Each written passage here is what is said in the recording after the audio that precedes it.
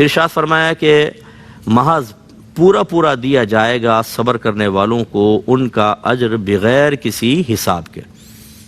صبر کا مطلب کیا ہوتا ہے؟ صبر کا لغوی معنی ہے روک لینا، اور اصطلاحی یا شرعی اعتبار سے اس کا مطلب یہ ہوتا ہے، پہلے میں اس کی قسم بیان کر دوں تو پھر آپ کو تعریف بھی سمجھ میں آ جائے گی، کہ ایک تو آدمی اپنے آپ کو روکتا ہے جب اللہ کی طرف سے کوئی مصیبت آتی ہے، بیمار ہو گئے، آپ کے پیسے جیب سے گر گئے، کسی نے کاٹے نہیں، آپ کی غفلت سے گر گئے، یا سالن جل گیا، فلاں چیز ہو گئی، یہ من جانب اللہ ہوتا، اس پر صبر کا مطلب کیا ہوگا؟ اپنے نفس کو روک لینا، شکوہ سے، شکایت سے، انتقام سے۔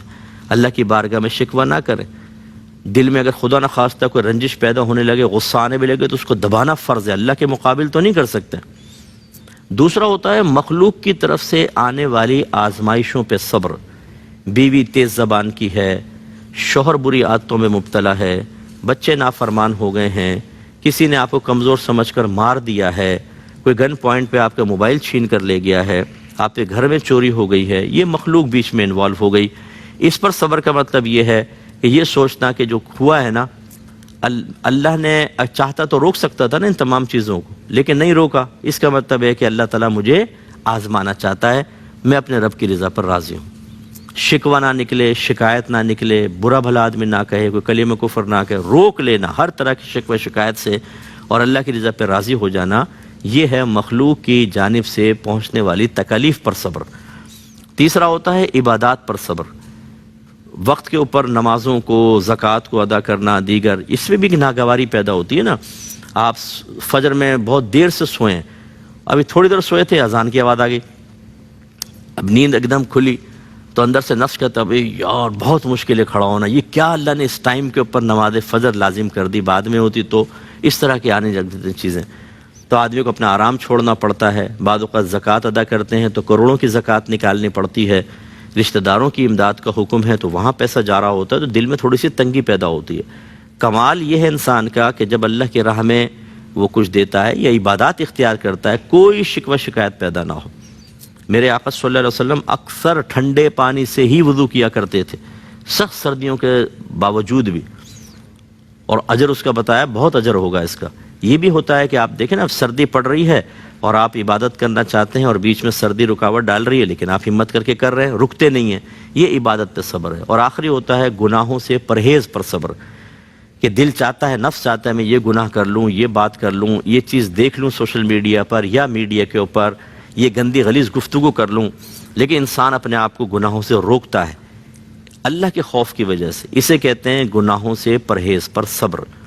اس کا مطلب 4 طرح کے صبر ہوئے: اللہ کی طرف سے آنے والی آفات پر صبر، مخلوق کی طرف سے آنے والی آفات پر صبر، عبادات پر استقامت اس کی وجہ سے صبر، اور گناہوں سے پرہیز پر صبر۔ تو بس صابر وہ شخص ہوتا ہے۔ صبر کا مطلب کیا ہوتا ہے؟ کہ اللہ تعالیٰ کی طرف سے، مخلوق کی طرف سے، یا عبادات کے معاملے میں ان کے ادائیگی کے اعتبار سے، یا گناہوں کے بچنے کے اعتبار سے، اپنے نفس کو، اپنے قلب کو ہر قسم کے شکوہ شکایت اور اظہار غضب سے روکنے کا نام صبر ہوتا ہے، اور ایسا شخص صابر کہلاتا ہے۔ اس کا مطلب ہے کہ اگر باہر کسی نے کچھ کہا اور ہم نے کہا نہیں کوئی بات نہیں بھائی، اور گھر میں گئے اور زوجہ نے کوئی بات کہہ دی تو منہ پہ تھپڑ مار دیا اس کے زور سے، تو ایسے شخص صابر نہیں کہلائے گا۔ اس کا مطلب اس نے ایک جگہ پر تو روکا اپنے آپ کو، لیکن دوسری جگہ دیکھیں ایسے ہو گیا۔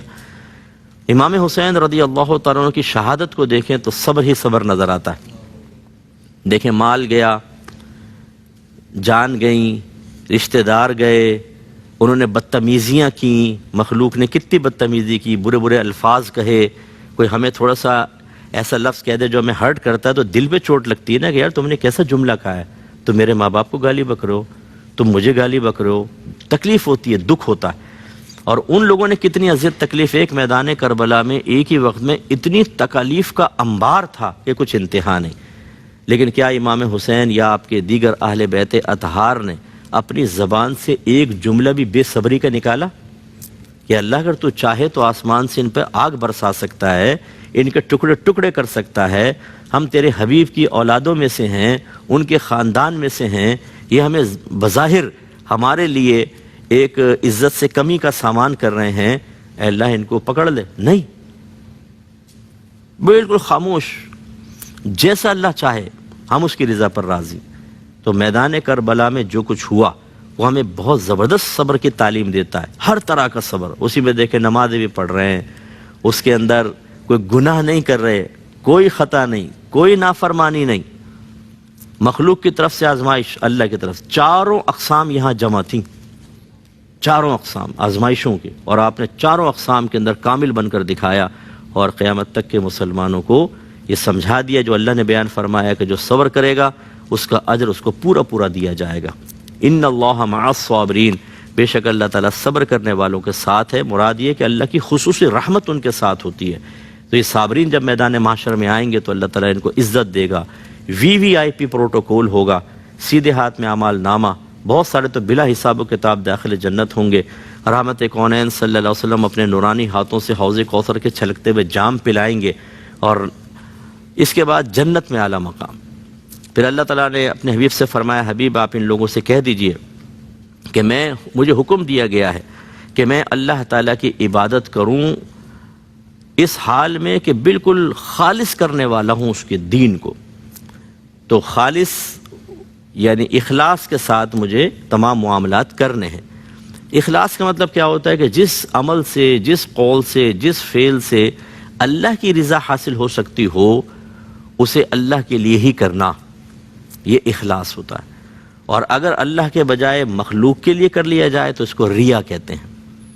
ٹھیک ہے نا، نماز ہمیں اللہ کے لیے پڑھنی چاہیے، لیکن کوئی شخص نماز پڑھ رہا تھا، ایک عالم صاحب ساتھ میں آ کے بیٹھ گئے، اکیلا ہوتا تو تیز تیز نماز پڑھتا نا، رکوع سجود. نوجوانوں کو دیکھا ہے جب وہ گیم چھوڑ کر، امی کہتے ہیں نماز پڑھ لو نماز پڑھ لو، تو وہ گیم چھوڑ کر بڑی مشکل سے نماز کے لیے کھڑے ہوتے ہیں. اب توجہ اللہ کی طرف نہیں ہوتی، اب گیم کی طرف ہوتی ہے، تو اتنی تیزی سے نماز پڑھتے ہیں. رکوع، ارے بھائی ابھی تو الحمدللہ رب العالمین نہیں کہہ پائے تھے، آپ نے رکوع بھی کر لیا، رکوع سجود، جلدی وہ سلام پھیرا، دوبارہ کرسی کے اوپر بیٹھ گئے. اسی طریقے سے کوئی عالم صاحب ساتھ ہیں تو پہلے تو تیز تیز پڑھتا، بڑے آرام آرام سے پڑھ رہے ہیں، اور عین ہاں آوازیں نکال رہے ہیں تاکہ یہ کہیں بھی بڑی تجوید سے پڑھتا ہے. اور اگر یہ عالم صاحب نہ ہوتے تو نہ عین ہوتا نہ ہا ہوتا، بہت تیزی سے پڑھ جاتا. ایسی اگر کوئی عالم دین بیان کر رہا ہے اور صرف اس وجہ سے کہ پبلک کو خوش کروں، اس کے لیے کوئی بات اللہ کی رضا مقصود نہ ہو، کوئی نعت اس لیے پڑھے کہ لوگ واہ واہ کریں یا اس سے مجھے کچھ حاصل ہو، اللہ کی رضا اس مقام پر کم از کم نہ رہی، مکمل تو نہیں کہہ سکتے لیکن چلو یہ شعر پڑھتے ہوئے ایسا ہو گیا، تو بس اس کا مطلب ہے کہ یہ اخلاص کے منافی ہوا. تو دو طرح سے اخلاص کے منافی چیز ہوتی ہے. ایک تو وہ کہ جو فرض کر لیں کوئی کہے بھی میں اللہ کی عبادت بھی کروں گا اور بتوں کی پوجا بھی کروں گا، تو یہ تو غلط ہے. اس نے مخلص تو نہیں کیا، اللہ کے لیے دین کو خالص نہیں کیا.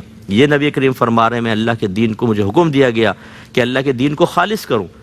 ان مشرکین کی رضا کے لیے یہ نہیں کہ ان کے مذہبی تہواروں میں کسی چیز میں شامل ہو جاؤ، نہیں، آنا ہے آؤ، نہیں آنا جاؤ، میں اپنے رب کے لیے. اور دوسرا ریاکاری بالکل نہ ہو، اللہ کی رضا کی خاطر کریں.